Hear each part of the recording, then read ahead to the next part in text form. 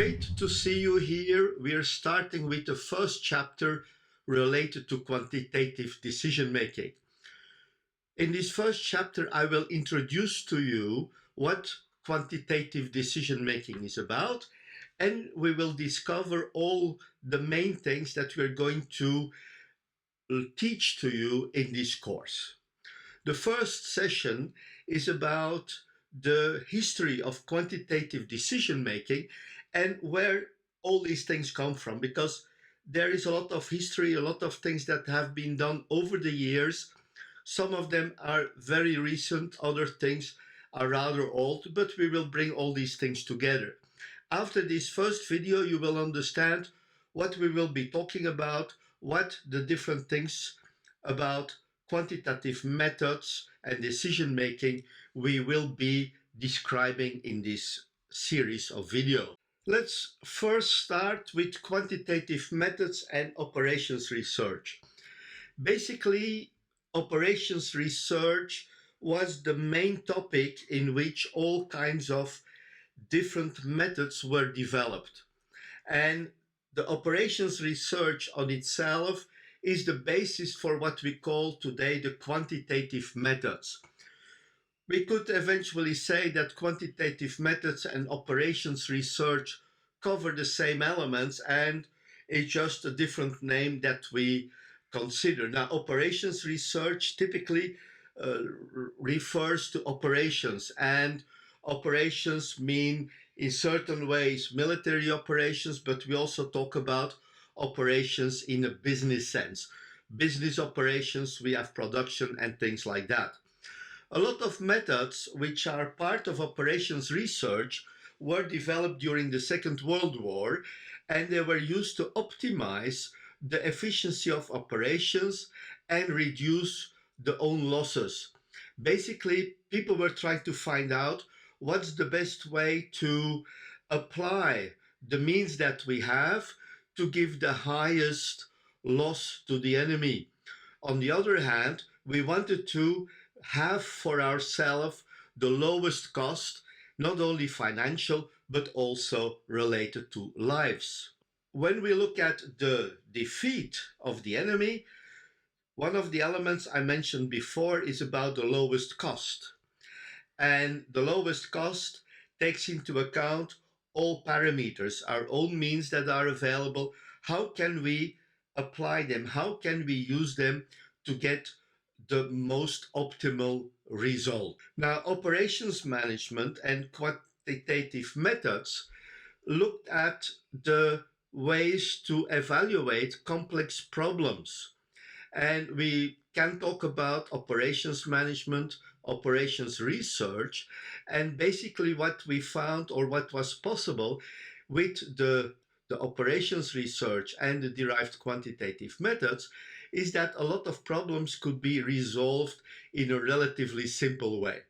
Now, when we say relatively simple, it doesn't mean that it's simple. Some of these things that we will be looking at can be quite complex, and certainly when we have more and more parameters that come together, these methods become very difficult to complete manually. Now, originally, the computers at the Second World War and even some 20 years later were not that much distributed. Nevertheless, companies were starting to use computers. And on the other hand, before computers, certain methods were developed to resolve quantitative and operations research related problems. One of these elements is, for example, the simplex method. The simplex method, which is a kind of matrix operation that we can use to resolve, for example, linear programming problems.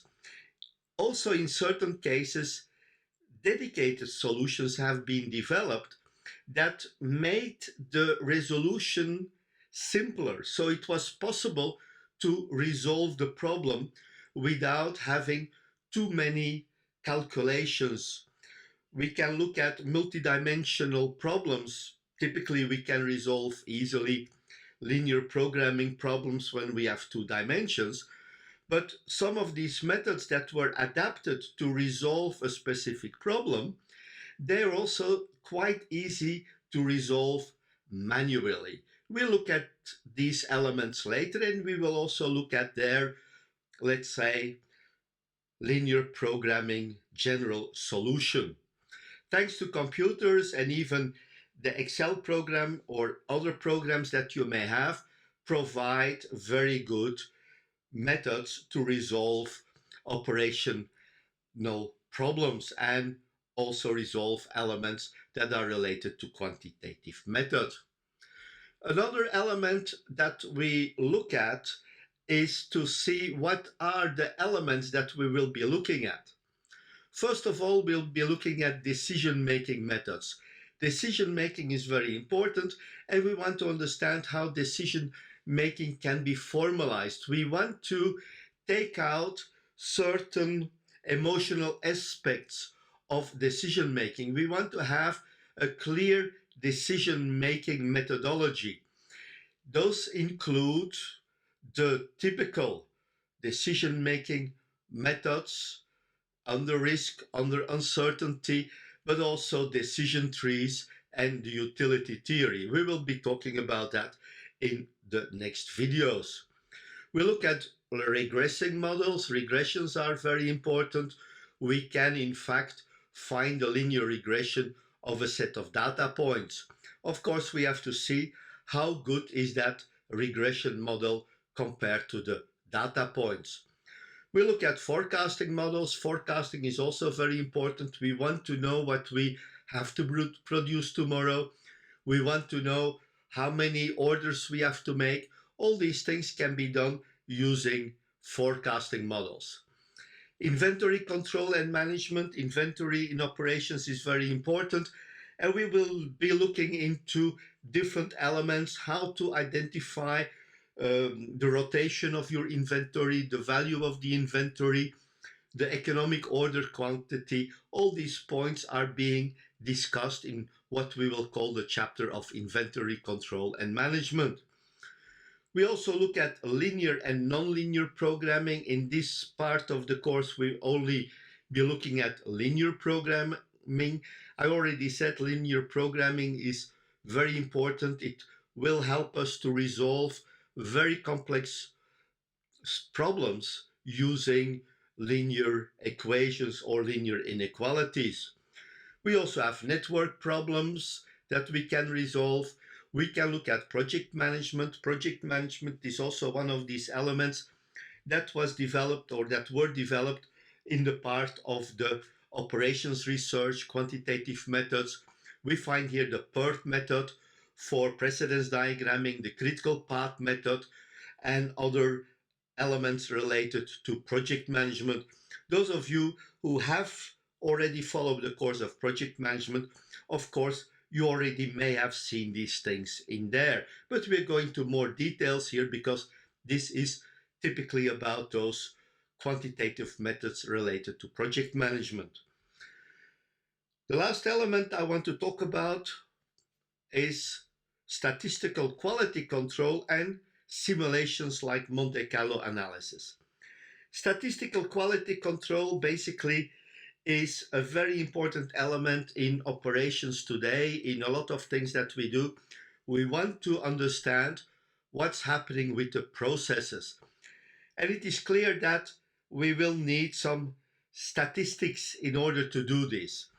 Another element where we will be looking at other, let's say, evaluations and simulations are simulations like Monte Carlo analysis, and we can also refer like the PERT method in project management, which is also a kind of simulation that we can use. Anyway, these are the elements that will be part of this course. Some of them we will just mention, and some of them we will consider in more details. Another element is when we look at all these calculations, these complex elements, there is a very important effect on the way we can use quantitative methods when we have computers. Now, in the era before computers, people had to find methods to resolve these things. A nice example is the simplex method that can be used for linear programming. Basically, the simplex method gives us the possibility to resolve multidimensional linear programming problems. We're not limited to the simple linear programming problems with 2 dimensions, which we can draw in the x and y plane, but we also have these methods like the simplex method that will help us to resolve those problems manually. I don't say it's easy because the calculations may be a little bit tricky, but basically this was a method that was very popular to resolve those linear programming and other problems. Now, software companies also developed special packages just for resolving quantitative problems. These packages are not always cheap, and the nice thing about it is that when you have them, you can automate a lot of the work that you have to do, and you can save a lot of time. You can get more complex simulations in there because the computer will help us to do all these calculations very quickly and without errors. Of course, without errors when the program has been developed properly. But another element is also true. Rubbish in is rubbish out. If we put in the wrong data or we put in the wrong equations, we may end up with a bad result. Today, thanks to the power of the computers and the availability of a lot of simple programs, everybody or most people can have a program like Excel today. And Excel, for example, has a special module that it makes it possible to resolve quantitative problems very quickly. We will look at that during the course. We will see how we can use the operations module in Excel to resolve these specific quantitative problems, for example, linear programming. But there are other things we can do. When you have Excel, and one thing you can do at this moment is to verify that you have the OM module installed. The moment you have the OM module installed on your Excel, it's normally part of the Excel package itself, you can use these modules. And like I said, we will look at them during the course, so it's very important that you install this OM module as quickly as possible. I also want to say something about calculations and precision. When we look at the calculations and the precision that we're dealing with, we have computers, and also the manual computers. Many of those depend on the availability of tools. We know that Excel provides about 20 decimals, but do we need all of them? Now, like I said already, when we look at the calculation, the first thing is that we have to get the right information in the system, because we also apply the principle rubbish in is rubbish out. When we put in the wrong information, the computer will provide us with rubbish. We also have to understand what the problem is. And when we have to do this, in order to start the calculations, we have to find the model that represents the problem that we are considering. When we don't have a good model, we will not have the good results. We may have completely wrong results, which may lead to wrong conclusions. But we also have to know that each system may have its flaws and limitations.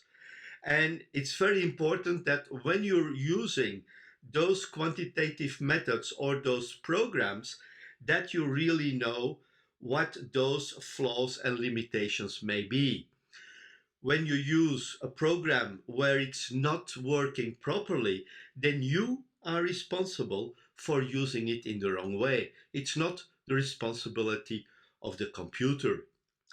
When we are looking at solutions, we also want to know how stable is our solution.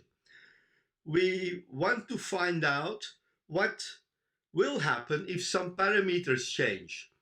Now, let's suppose that we have a good system, that we have determined everything properly, and we find out the reason how to deal with it, and it really corresponds with the actual situation. Applying this with the right numbers, we can say that we found an optimal solution. But what would happen when some of the parameters would change? How will the changes of the parameters affect the solution? We call this the elasticity of the system. Another parameter that can happen, or another thing that can happen, is when we change the parameters. Can we find a better solution? Can we find something better even though we have an optimal solution? Can we change something and find out a better solution than the one we had? All these elements will be covered in the course. We will be looking into these elements, the elasticity, the relaxation of the solution, and try to find better ways to use our means. That's the goal. We want to find a solution that will optimize the work we are doing. When I talk about the precision of the calculation, it's also very important to go a little bit back in history. When you see those old buildings, when you see some fantastic constructions, look at the Eiffel Tower, look at some old buildings that were made before people had computers. People were using different tools. I remember that my father showed me a calculation ruler. It's kind of a ruler system where you can do logarithms, you can do multiplications, you can do all kinds of operations, and they were using this to do all the calculation. Now you can imagine that the precision of those tools is very limited. And that's also the reason why in those days people put a lot of security parameters on the calculations they did. Now, today, we have calculators, even in our phone. We have spreadsheet programs, we have special calculation programs, and those programs can provide a large number of decimals. We can ask ourselves, when Excel provides 20 decimals, if these decimals all have the same value. And it's a very important thing to think about, because remember, in high school or college, your teacher may have told you how many decimals to use. But what if nobody tells you? Nobody tells you how many decimals you need. Now, basically, this is a problem, because people expect that me as a teacher, I will tell you how many decimals you will have to calculate to get a good result. But you have to find it out yourself. You have to understand how many decimals. Of course, we have certain situations where we can use logic to see what we have. But on the other hand, we also have to be careful that we are looking at the right number of decimals that we have to maintain in our calculations. An element, what I want to introduce here, is what we call significant numbers. And significant numbers is in fact a concept which relates to the value of the numbers we have. How many numbers are significant, have a value? How many decimals can we accept?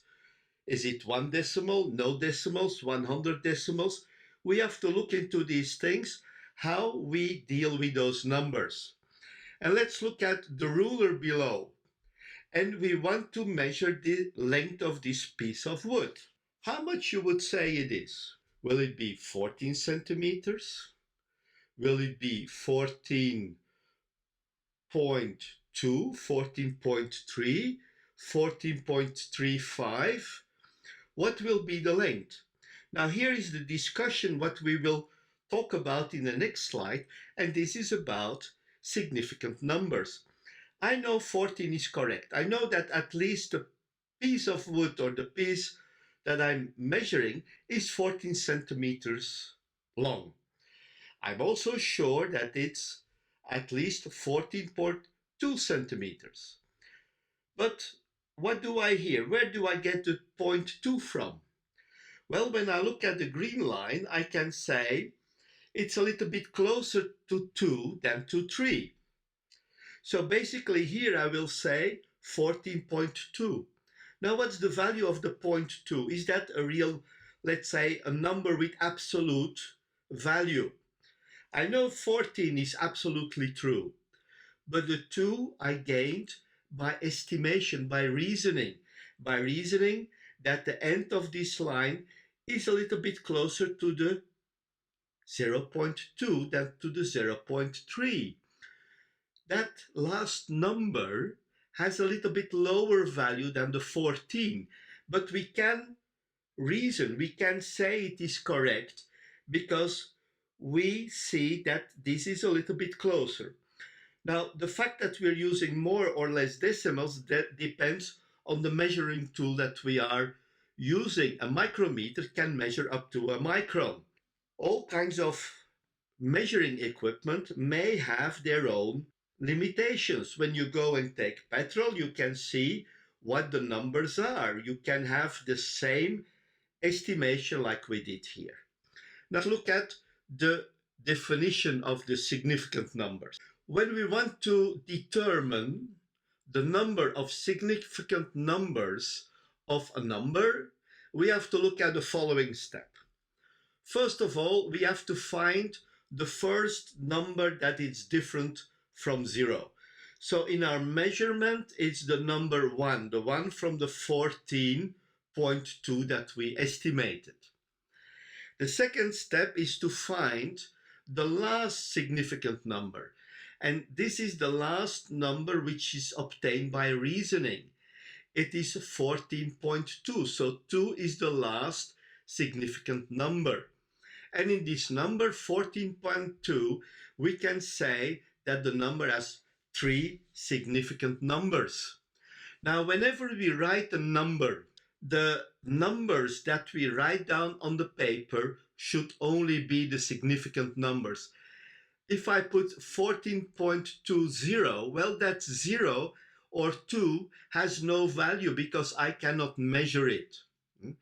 Now, the last number, like I said before, is in fact a number which has some uncertainty.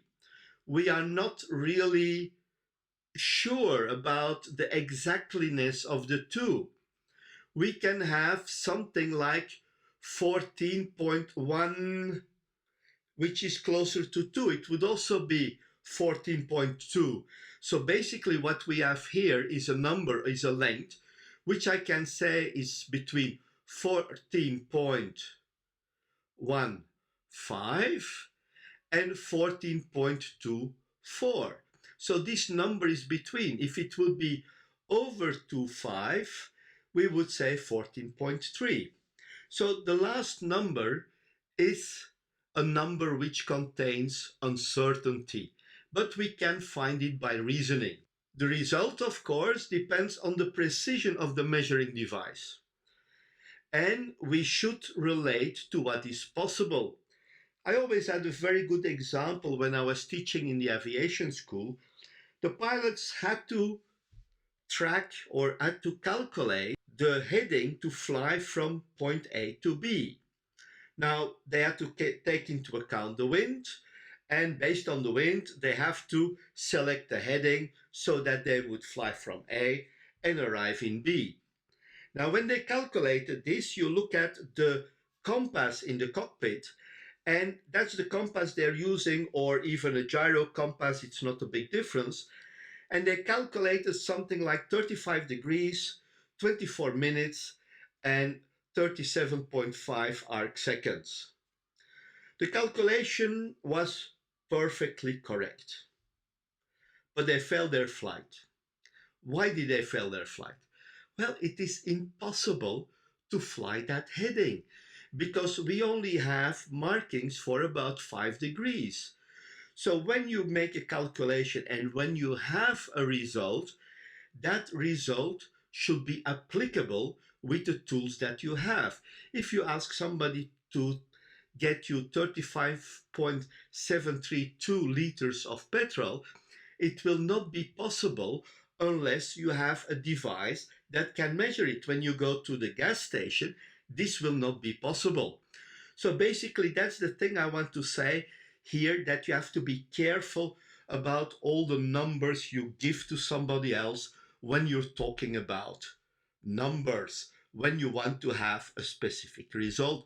And we will talk about that while we are doing our different tools that we will be using as part of quantitative methods. The last presentation of this video is to look at some special issues where we have the decimals of numbers. First of all, we have to say it has no sense to provide more decimals than the significant number has. So when we have the 14.2, giving more decimals has no sense at all. When we want to measure a piece of the material, we should measure it using the precision of the measuring equipment. In our case, a ruler with a precision of 1 millimeter. We may have rulers which have more precisions, where the precision is higher. But in our case, we had 1 millimeter. When I want to have 1/3 of a piece of 1 meter, I want to have 33.3 centimeters, 33 centimeters and 3 millimeters. I cannot measure the second 3 or the third 3 with the standard ruler that I have. The same thing, like I said at the gas station, we should take into account the precision of the counting mechanism on the volume indication that we have on this system at the gas station. Now, another thing is a little bit funny, and what can we say about the significant numbers of, for example, 5 cars? I have 5 cars. How many significant numbers do we have? We defined the significant numbers. We start with the first number different from 0. This is 5. And then we look until we reach the last number which is obtained by estimation, by evaluation. And well, people would say this as one significant number. Let's say 15 cars. We have 2 significant numbers. But is that true? Can I say with 100% certainty that I have 5.0 cars? What do you think? Can I say with certainty that I have 5.000 cars? Since we have a car, it's a car or it's no car. 4.99 cars doesn't exist. We can not have 5.3 cars. If we have 0.3 parts of a car, we can call it a wreck. So basically, we can continue putting their zeros up to infinity. And when we have natural numbers, like cars, the counting numbers, their significance is unlimited. We have an infinite number of significant numbers. So all the zeros I put behind the 5, they are all significant. So that's a very special case, but in most cases, we will see when we measure that we have to limit the decimals to a certain level that corresponds with the tools we've been using. First of all, if we use a tool measuring millimeters at most, we cannot use the results to measuring microns. That's not possible. On the other hand, when we have a result, we have to see what measuring equipment are we using to measure that value. Now, this was the things I wanted to say as a start of quantitative methods, operations research. Now we will be going to the next sessions, and in the next session we will look at the advantages and the approach to quantitative methods.